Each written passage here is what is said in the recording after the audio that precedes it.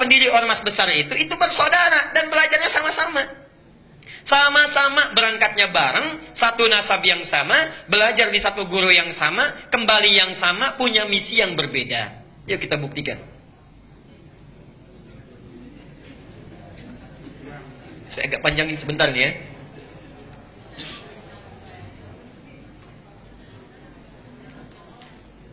Satu, namanya Kiai Haji Muhammad Hashim Al-Ash'ari. Muhammad Hashim Al-Ash'ari.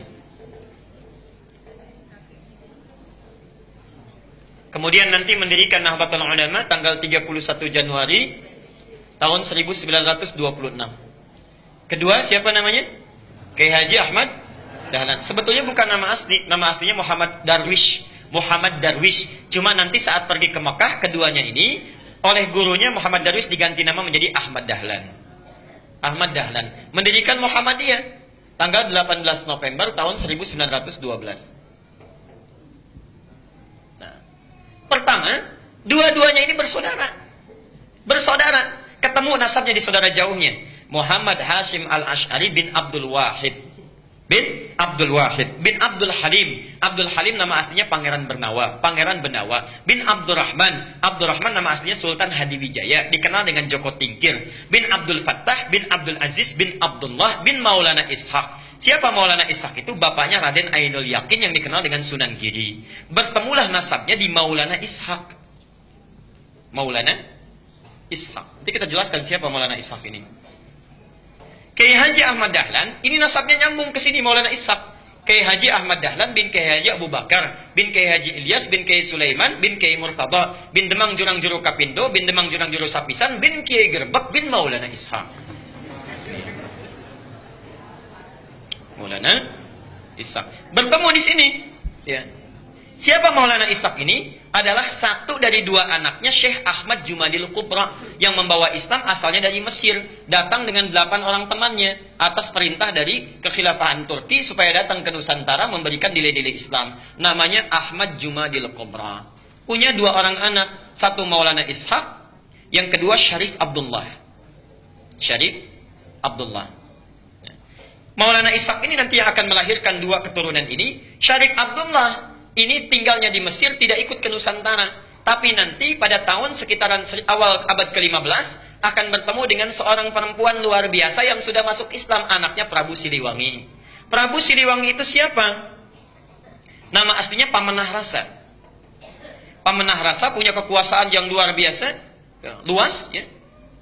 Kalau dari Cirebon batas Jawa Tengah sampai dengan ke ujung wilayah Banten, ibu kotanya di Bogor. Dulu namanya Pamenah Rasa. Pamenah Rasa ini dulu inspeksi datang ke wilayah Subang pada masa itu sampai dengan ke Karawang. Di Karawang itulah bertemu dengan seorang perempuan yang bersih luar biasa, cantik, taat, sedang baca Quran. Muridnya Syekh Hasanuddin. Syekh Hasanuddin itu karena dulu menimba ilmu Qurannya di Mekah, dikenal dengan Ummul Qura, maka disebut dengan Syekh Qura. Syekh Qura. Siapa perempuan ini? Namanya Nyai Subang Larang. Nyai Subang Larang. Nah, jatuh cinta dengan Nyai Subang Larang, menikahlah dengan beliau ini. Setelah menikah, pada tahun 1423, memiliki keturunan pertama laki-laki, diberi nama dengan Walang Sungsang. Walang Sungsang. 1426 punya anak yang kedua, perempuan, diberi nama Nyai Rara Santang. Rara Santang. 1427 lahir anak yang ketiga, diberi nama dengan Raja Sengara.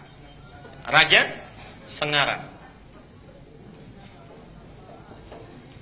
Nah, kakak ini, dua kakaknya, Walang Sungsang dengan Rara Santang, kemudian muncul satu masa ingin berhaji. Datanglah ke kota Mekah. Ya. Kemudian mereka datang ke Mekah setelah menunaikan ibadah haji, berganti nama. Ini Walang Sungsang menjadi Ki Abdullah Iman.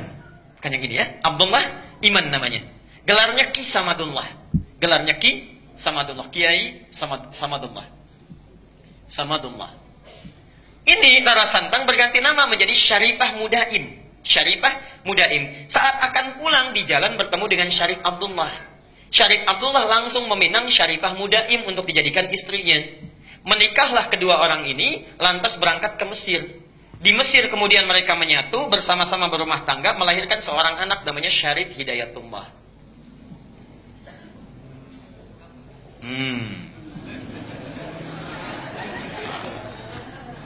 20 tahun belajar di sini, belajar dengan Syekh Ibnu Athaillah Al-Iskandari, belajar dengan ulama-ulama besar, sampai setelah matang kembali dia akan menengok kakeknya datang ke Prabu Siliwangi. Ya. Karena kakeknya tinggal di wilayah Jati, diberikan kekuasaan di situ, diangkatlah dan dikenal dengan Sunan Gunung Jati di kemudian hari. Itulah Syarif Hidayatullah, keturunan dari sini. Sedangkan Ki Samadullah pergi ke satu wilayah dikenal dengan Lemah Wungkuk. Minta izin pada bapaknya untuk memajukan wilayah itu. Di Lemah Wungkuk itu, Masya Allah, itu etnisnya campuran. Ada orang Cina, orang Arab, orang lokal, masih belum bagus. Minta izin supaya ditata. Campuran dalam bahasa lokal itu disebut dengan caruban. Oh, caruban. Begitu datang ke sini, ya, dikelola, dirawat dengan baik sampai tumbuh pesat luar biasa. Masya Allah, tiba-tiba melihatlah seorang anak perempuan, putri dari seorang pembesar Syah Bandar namanya Ki Gedeng Alang-Alang, punya putri namanya Nyai Kencana Larang. Kencana Larang. Ya. Menikah dengan Kencana Larang. Setelah menikah, untuk mengabadikan namanya maka disebut dengan Caruban Larang, Caruban Larang, Caruban Larang. Lisan orang sana menyebut Caruban, Caruban, Caruban, berubah sekarang menjadi Cirebon, Cirebon, Cirebon, Cirebon. Nah, muncul Cirebon. Ibunya Nyai Subang Larang sudah lama berumah tangga, ingin menengok. Di perjalanan lewat di satu daerah, ajalnya tiba, meninggallah di situ. Untuk mengenang sampai sekarang disebut dengan daerah Subang. Orang Subang belum tentu tahu itu. Nah, ya. Nah, terus apa cukup? Jadi muncul Cirebon. Nah, karena Cirebon sudah maju, maka kemudian diangkatlah, diberi gelar oleh Prabu Siliwangi, diberi gelar namanya Mangkubumi. Ya, Mangkubumi. Ini pertama gelar ini. Mangkubumi itu artinya khalifah fil ard. Al-Baqarah ayat ke-30. Wa idh qala rabbuka lil malaikati inni ja'ilun fil ardi khalifah. Fil ardi itu bumi. Khalifah, mangku, yang merawat, memangku bumi. Jadi gelar mangku bumi itu sama dengan khalifah. Jadi salah total kalau mengganti gelar khalifah menjadi mangku bumi. Sami mawon. Khalifah itu ya mangku bumi. Itulah pertama kali gelarnya diberikan. Nah, yang ingin saya sampaikan, itu satu keturunan yang sama dari Ahmad Jumadil Kubra, punya anak itu. Kisah ini bukan fiktif, bisa dibaca. Yang paling bagus, judulnya Api Sejarah. Ada 2 jilid, karya sejarawan muslim namanya Ahmad Mansur Suryanegara. Ahmad Mansur Suryanegara yang dari Bandung. Jilid yang pertama warnanya hitam, halaman 148. Itu dimulai di situ kisahnya. Yang punya bukunya silahkan. Nah, apa hubungannya dengan yang paling atas? Kiai Haji Ahmad Dahlan, Kiai Haji Muhammad Hashim Asy'ari, itu berangkatnya bareng, satu keturunan, berangkat bareng. Di Mekah itu berguru pada seorang ulama besar, alim luar biasa dari Minangkabau, namanya Syekh Ahmad Khatib Al-Minangkabawi. Syekh Ahmad Khatib Al-Minangkabawi. Ada juga yang menyebutkan riwayat dari Sambas, Syekh Ahmad Khatib As-Sambasi. Belajar dari situ, setelah selesai, dua-duanya punya keunikan. Kiai Haji Ahmad Dahlan itu senang sekali praktek. Ya, tidak terlalu banyak teoritis. Langsung praktek.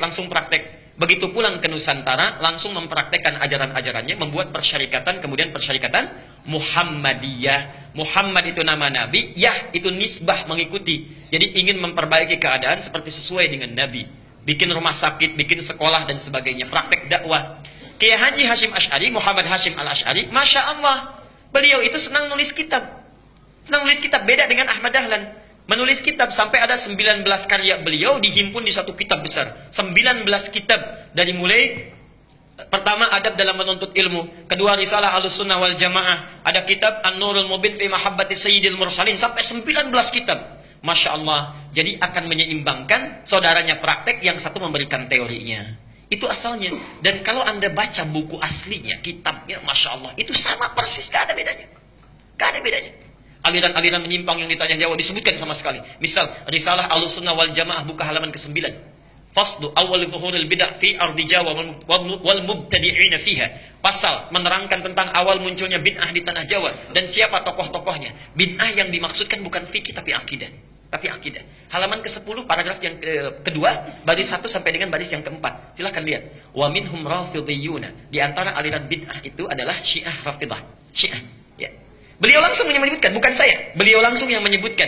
Asalnya semua sunni, kata beliau itu. Semua sunni. Cuma terjadi di tahun 1333 Hijrah, sama dengan 1909 Masehi. Datang tiba-tiba entah dari mana, ada satu aliran disebut dengan Syiah. Pekerjaannya, yasubbuna sayyidana Abu Bakr wa Umar radhiyallahu anhuma. Seringkali mencela dua sahabat Nabi, yaitu Abu Bakar dan Umar. Disebutkan dalilnya, hadisnya.